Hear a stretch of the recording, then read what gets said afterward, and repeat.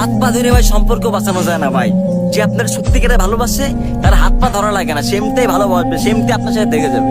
আর যার মানে মানে যে আপনার ভালোবাসে না, মানে সে আপনার সাথে থাকতে চায় না ভাই, সে আপনার থাকবেই না। আপনি যদি তার হাত পা ধরেন সে আপনার সাথে থাকবেই না ভাই। আপনি কেন তার পা ধরবেন বলেন? আপনি কেন তার পা ধরবেন? আপনিও মানুষ, সে মানুষ, তাই না?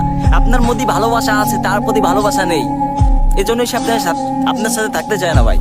কেন পা ধরবেন? আপনি মানুষ, সে মানুষ, আপনি কেন তার কাছে সস্তা হয়ে যাবেন?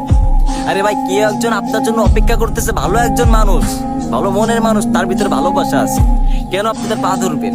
কেন পা ধরে সম্পর্ক ঠিক হয়ে রাখবেন? ভাই পা ধরলেও ভাই সম্পর্ক টেকে না ভাই, এটা আমি জানি ভাই। পা ধরলে কারোর সাথে কারোর সম্পর্ক টেকে না, ভালোবাসা বাড়ে না।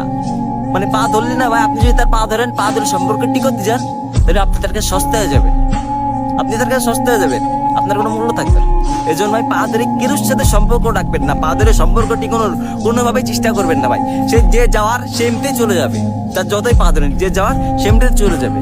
আর যে থেকে যাওয়ার, তাকে আপনি হাজারবার চেষ্টা করবেন যে তারা তারাই দিব, পারবেন না, কারণ তার প্রতি ভালোবাসা আছে, এজন্যই সে যেতে চায় না। মানে সে আপনাকে চায়, সে আপনাকে মন থেকেই চায়, ভালোবাসে সে আপনাকে, এজন্যই সে চায় না।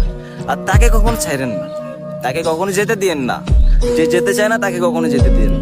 আর যে চলে যেতে চায় তাকে বিদায় দিয়ে দেন, তাকে সবার আগেই বিদায় দিয়ে দেন, কারণ সে আপনার ক্ষতি চায়, ভালো চায়।